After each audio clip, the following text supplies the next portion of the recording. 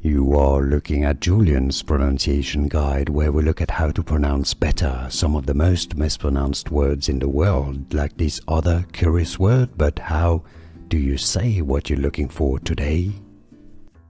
Let's learn how to pronounce this word once and for all in English. Both British and American English pronunciations are similar, so it's easy once you know.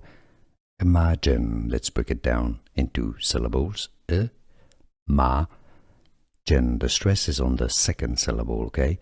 So it's not imagine or imagine, but imagine, and now you know.